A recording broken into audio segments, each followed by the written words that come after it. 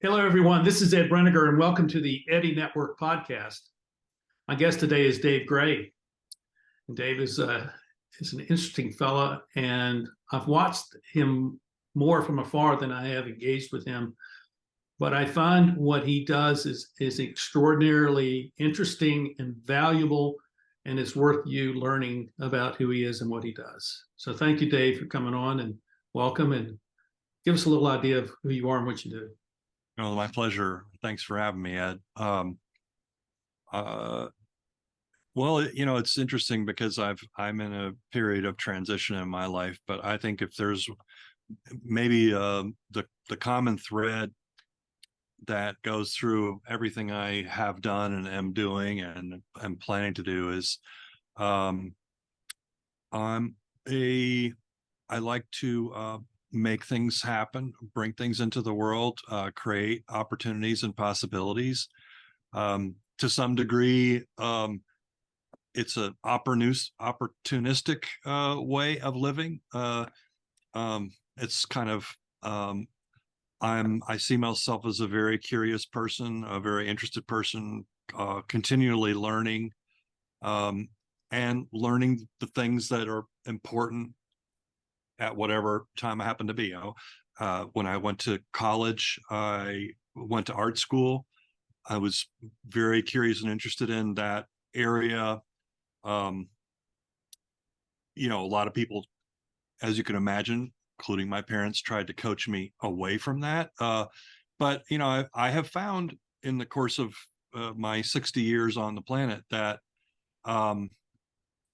following your curiosity and your passion and your interest does lead to having an interesting and enjoyable life. So there's a certain degree of fearlessness or courage that it takes to pursue that. But either I've been very lucky or very privileged, or I've had some ability to make those things come true for myself. I mean, a lot of it has to do with finding ways to be of service to other people while you're also following your own joy. But I think that to the degree that I don't want to tell people that to just quit their jobs and go play in their garden without any forethought, but I think you can lean into your fears and your the things that you're interested in, and you can find ways to make a living. And I think that's in a nutshell, maybe. Yeah. Well, I totally agree with you in many respects. I've followed the same sort of pattern. I say that everything I was trained to do, I wasn't very good at. And all the things I'm good at are things I had to learn on my own. And that kind of explains the similar sort of thing of, okay, if you're curious and you're willing to learn and you're willing to put yourself in a position of being tutelaged by someone else, then you can really go far in life, and you can have an impact that's pretty significant if you allow yourself to the freedom to go follow that path. Yeah, I mean, another way of maybe saying it is the big challenge we all have in life is to create our life. And I think that you can be intentional about that. And most people find that you can have a surprising amount of personal power to make those kind of things, to design the life that you want, if you do it with intention and think about it, and if you're not afraid to act on it as well, because it is easy to talk about it for your whole life and never do it. So I've looked at you from afar. I mean, we had one conversation before, and that was 7 years ago. But I've watched what you've done, and I really like the creativity you bring to it. And I would suggest that you have earned a sort of status in the business world of those of us who like to create change and like to create transition.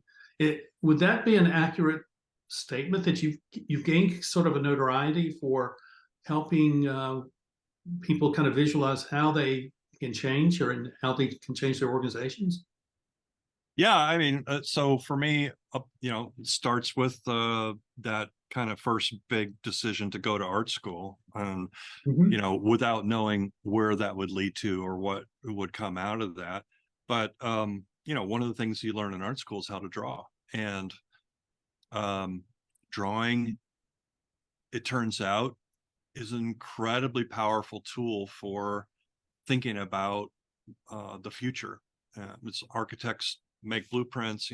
Anyone who designs anything starts by sketching it out. And so I'll skip over a bunch of stuff in between, but at a certain point when that really kicked in was when I realized that um, I could help people draw their way to a desired future. And this, being able to visualize it and sketch it out is, if you're an architect and you're designing a building, being able to sketch not just the building, but how people use it and how people move through the building, um, is the first step to making it happen. Mhm. And also, it's often, an architect also has to make proposals, bring other people on board, get people to pay for the architecture, to get, all the things that need to happen, construction crews and, blueprints and other things, build off of that initial concept, that initial sketch. And it's the same with anything that you're trying to create. Um, at an early stage, you might need to bring on investors to get people to put money and to back your idea. And you might need to get customers. You might need to get employees.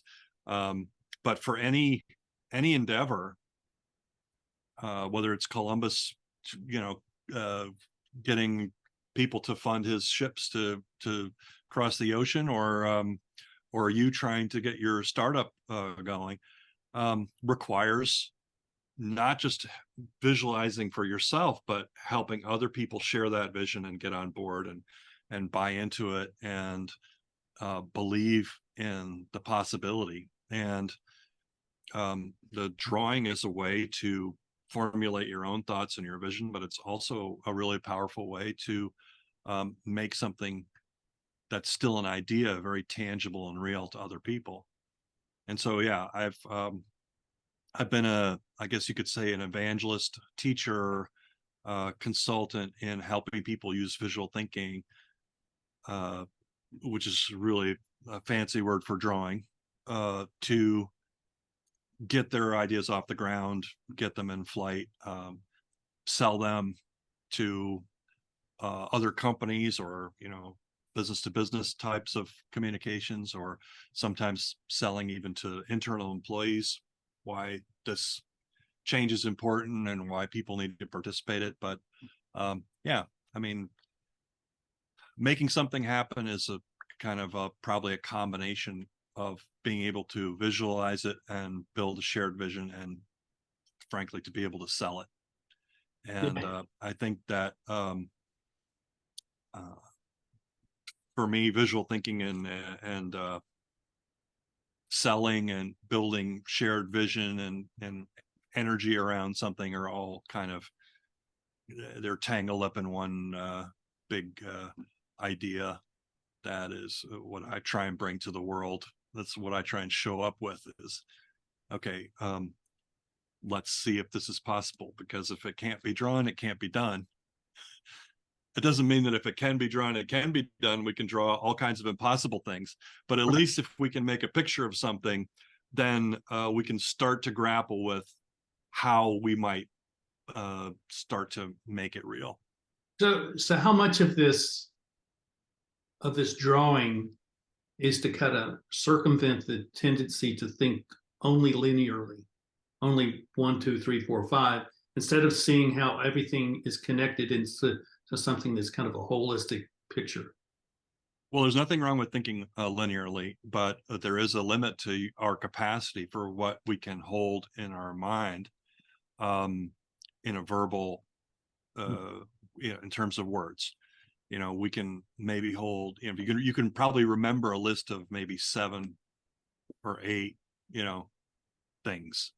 I could read off a list of, 10 unrelated things, and you might be able to spit back 7 or 8 of them.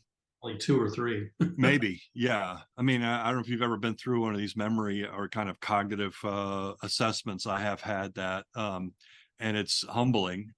It can be humbling. Like when they, well, now how did I start the story? Do you remember how many socks they had or whatever? But there is a limit. But when you have something visually, or when you can kind of organize things conceptually, it becomes much easier. If I give you a organizing scheme, even when I say, well, I'm going to give you a list of 10 things, and they're going to start with the letters of the alphabet, A, B, C, D, E, F. It's going to be easier for you to remember because I've given you a schema. But there is no limit to what you can grasp in terms of visually. So once you start putting concepts and ideas into a sketch or into a page, even if you're just organizing words, which I will often do, I mean,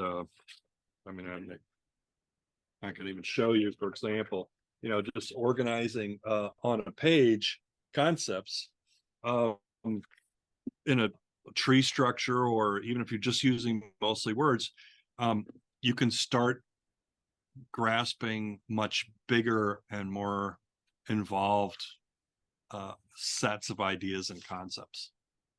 So yeah, picture making, there's nothing wrong with thinking in words. Writing is a way of thinking. It's in fact a really good way to clarify your thoughts in a linear way, and because it's also the way we understand things.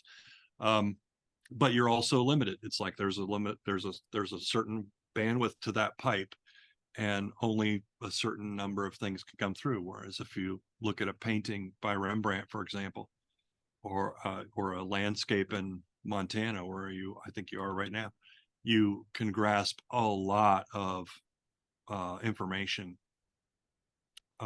very quickly with your eyes. My experience was that the first 45 years of my life, I lived in my head. And I had lots of thoughts, but they were not very well organized.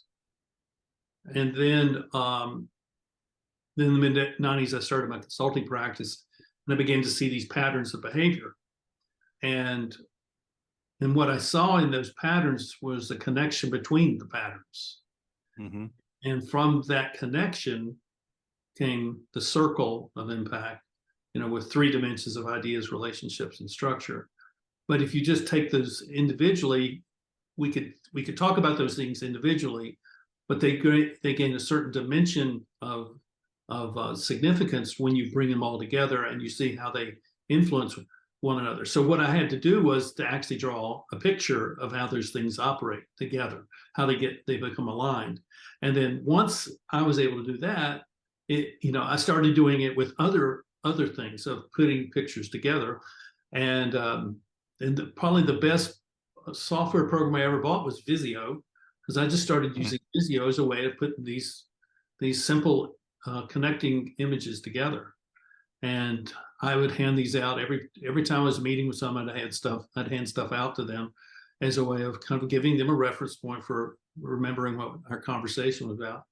And then later I began to write, and both professionally and then personally, on a blog. And that has both of those things have continued up to the present day of bringing those 2 types of thinking together to make sense of the world that we live in.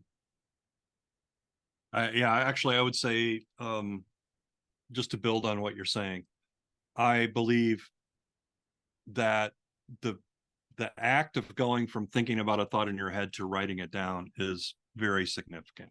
Mm-hmm. Writing is a way of clarifying your thinking. and drawing is another way of clarifying your thinking. And I think both are very important. And in fact, whether you do one or the other or both,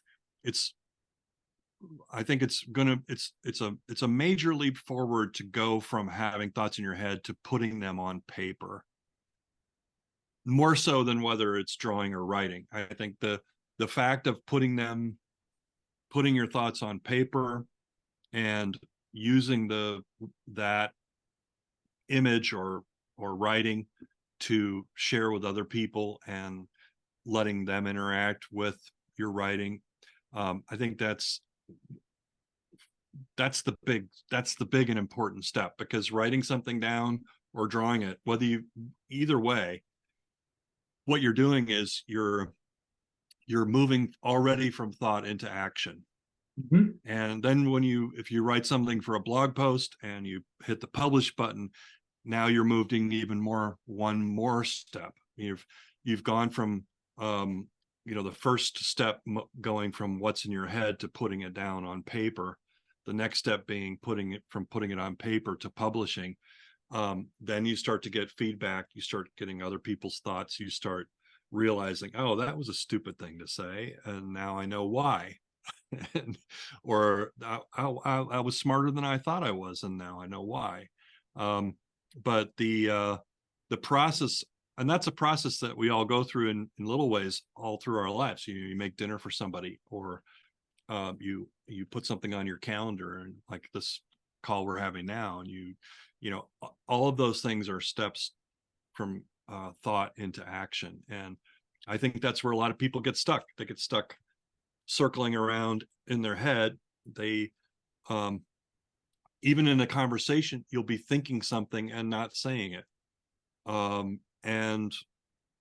then later, wow, I wish I had said something. Why didn't I say something? Or I wish I had done something. So I think that process of getting over your fear and putting your ideas into the world, but then also doing that in such a way that is actionable, that's how you learn. That's how you grow. After I published Circle of Impact in 2018, I spent a year doing book events and traveled all over the country, did 40 of these events. And I probably had 100 conversations about writing with people. And they'd come up to me and they'd say, "Oh, did you write this book?" I said, yeah, of course I did. Anyway, they would ask the most awkward questions, because there was something else there in the premise, which is, I would like to write, or I have a book idea, or I don't think I could ever do what you've done. All those kinds of feelings of impostership, let's call it. Mm-hmm. And I would say to them, don't write a book, just write. Get a little notebook and just write down stuff. Don't try to make it perfect. Don't even try to write complete sentences.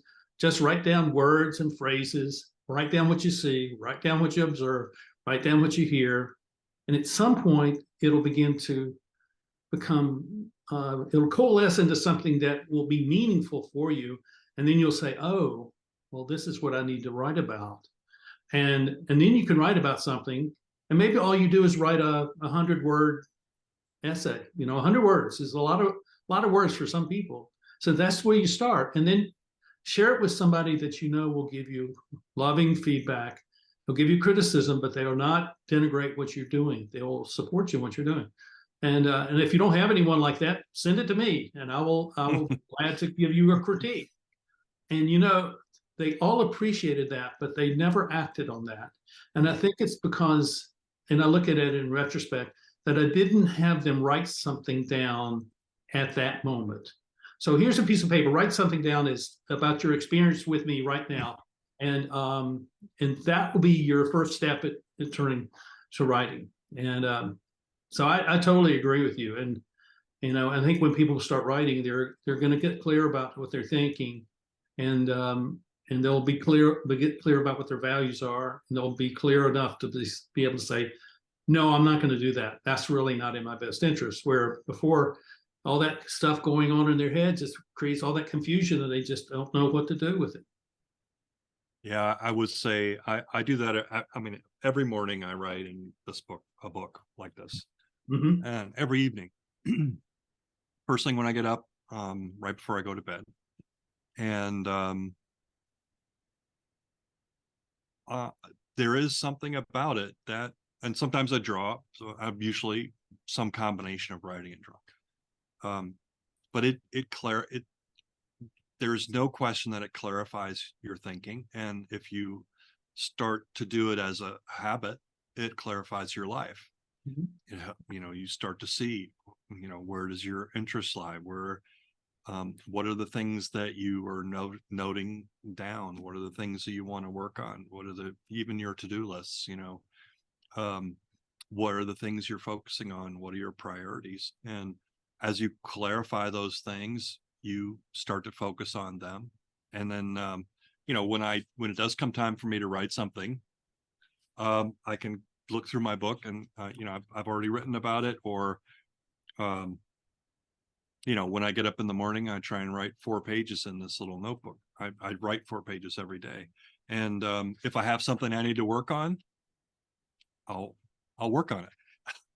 That's great. I'll work on it longhand. If I have like a course that I'm working on, or a project that I'm working on, I'll just start thinking about it. So do you ever show anyone what you've written down each day? I No, it's for me. I mean, it's not that I wouldn't share it. I mean, I'm not, but I mean, it's for me. It's not necessarily going to make sense to anybody else. Well, that's the uh, reason why I asked that is because that's what I'm telling people. I think Don't, part of my promise to myself is when I write this stuff, it's not for anybody else. right. It's a conversation with myself. I probably, it's not like I wouldn't show these pages to people, but um that's not what it's for. Right. And Yeah. that's what I was telling. You just write for yourself and don't try to perform for someone else. And I think that's the kind of the heavy weight of obligation that comes with, oh, I'm going to be a writer. Now, toss that word out the door. Just write down words, write down whatever it is you're thinking about. Well, And but there's another step beyond that, after that, or like I will say, when I first started thinking of myself as a writer was after I gave myself the challenge, and this is when blogs were pretty new, to to publish a blog post every day. And I gave myself the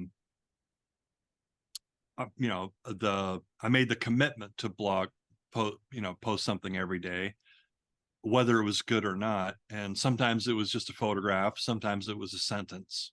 um but I did that. And so I think there's a um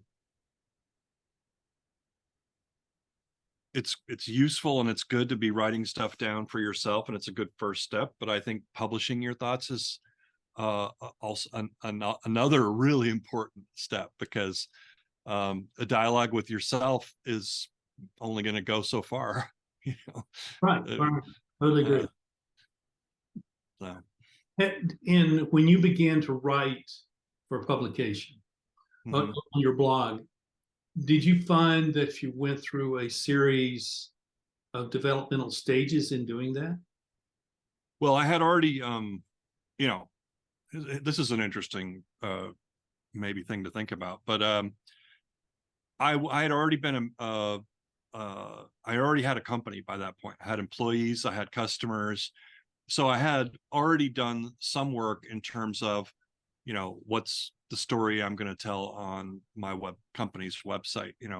What are the conversations that I need to have with people as the company grows and as they're developing their abilities.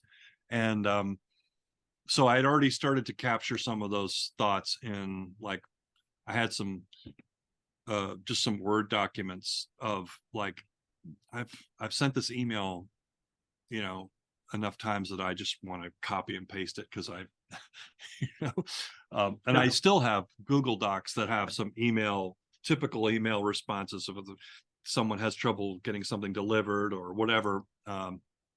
So I still have those, but that was what I first published on my blog, was like just these little things that I had learned that I was copying and pasting into emails. So there were emails that serve particular purposes, whether it was for sales with a customer or for employees, for helping them, train them and help them with their own learning and development and growth. Like, there was one of my blog posts that was pretty successful, was about the challenges that you undertake, that you come across when you go from being a solo practitioner to a manager, your first management job. Suddenly all the things that were you needed to be good at were things you needed to stop doing. Yeah. An individual contributor, it's really important that they be good at their job. As a manager, it's more important for you not to step in and fix other people's mistakes, even though you might be able to do it faster and better, to keep your hand, find ways to keep your hands off of other people's work. Otherwise you become a micromanager. And Right. so, that kind of, those kind of conversations became some of the first blog posts. How do you deal with an angry person? Okay, well, here's some thoughts I have about here's what I've learned about how to deal with an angry person. And as soon as take a deep breath. As soon as you hit post, you become an expert on it, whether you are or not. Yeah, it was really funny. As Yeah. as an expert. It was really funny. I had a friend that I had known forever, and as soon as I started blogging, he invited me to be a speaker at an event. And I remember asking him, "Oh, how come you've known me forever? We've had lots of conversations, but you never asked me to speak at an event before. You never thought of me as a speaker until you read my writing." Isn't that interesting? Because you've heard me speak for years.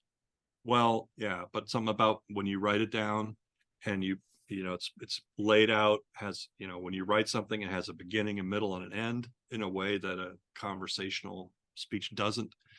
You're demonstrating that you can package a thought in a coherent way. And, this is something just to be really clear about. As a reader, when you pick up a book and you start reading, or when you turn on the TV and start watching a TV show, you are literally giving over the driver's seat in your brain to someone else, so they can tell a story and you can immerse yourself as a receiver of that story.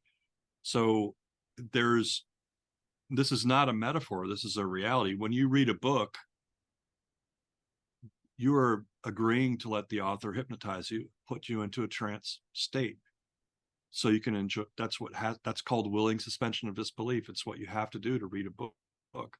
And as an author, or a speaker, that's a tremendous responsibility, that you've got now hundreds or thousands of people who have agreed to submit their ego to let you run a program on their brain. And we do it as readers all the time without necessarily being consciously aware of the fact that we're giving over control of our brain to someone else. But we do it because we get a benefit from that. When you tell a story or when I read a book, that's a way of me, the author, sharing their experiences of life, stories, beliefs, whatever, facts or fiction. It's a way for me to experience something that they have experienced. It's a way of sharing your thoughts and experiences. So it is important to. It's not a reason not to write. Yeah. But it is a reason to recognize the importance that writing has in our society, in our life. I wish I could do that. I wish I could suspend that kind of critical observation of things, but that I'm not built that way. I am I'm critiquing everything that I see, and I'm not critiquing it as to prove it wrong or bad. I'm critiquing it. I want to understand how they put that story together. I just finished. Must be really hard for you to enjoy a movie. Uh, well, yeah, it is. I just finished watching almost the complete series of Silent Witness from the BBC, which is all about forensic pathology, and every one of those stories is captivating. And I'm looking at how is it that they are able to do that, and what I realized is they do it by creating flesh and blood characters who are not cardboard, but they're real people who have real complexities about them, and that they allow those complexities to unfold during the course of the show. And I watch that and I just really love it. So I do enjoy it, but I don't become obsessed by it, I guess is a way of putting it. And I say, how can I translate this into tools that I can use to help other people? Because watching a television show or reading a book is not the same as having a conversation with, say, the author. You're talking with the author and you're exchanging thoughts with each other, where on the screen you're just observing and listening. Yeah, that's true. Although I will say, for me, one of the great joys of life is losing myself in a book or a movie, to where I forget that forget that I exist, and letting go of that critical part of the brain and just enjoying this, Wish I could do that. being in the flow of a story. Yeah. I get that in long road trips, that kind of detachment from my critical faculties, and so I can go out and drive 700 miles in a day and not feel this is a burden, but just a real joy, because particularly when I decide I'm going to go off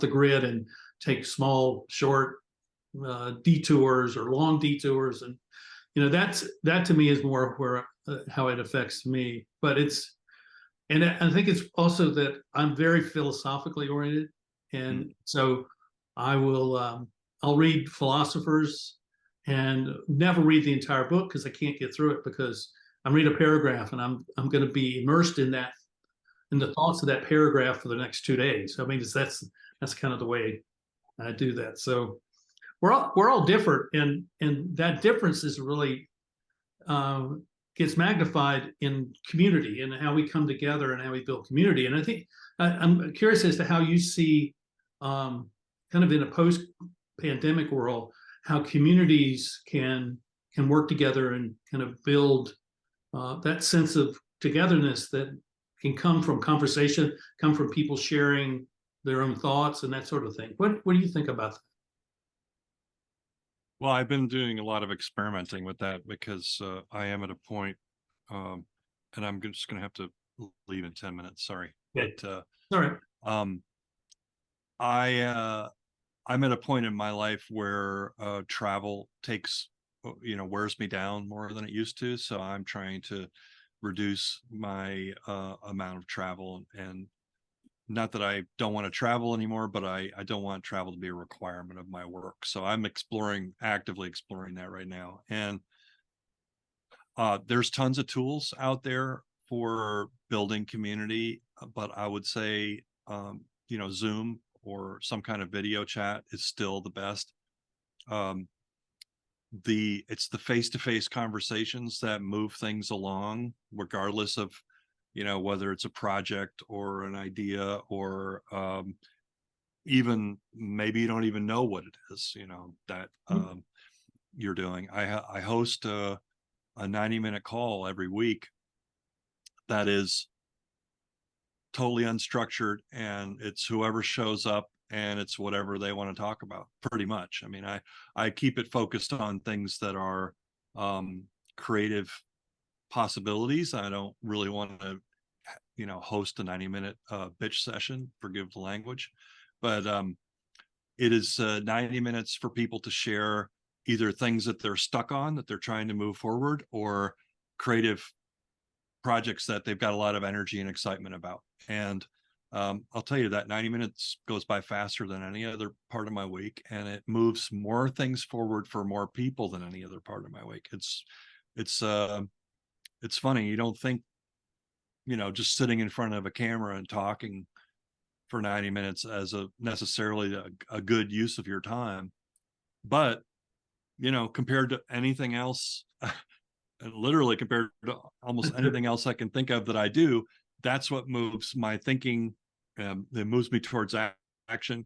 People encourage each other, by talking about and listening to other people's ideas. It gives you creative ideas.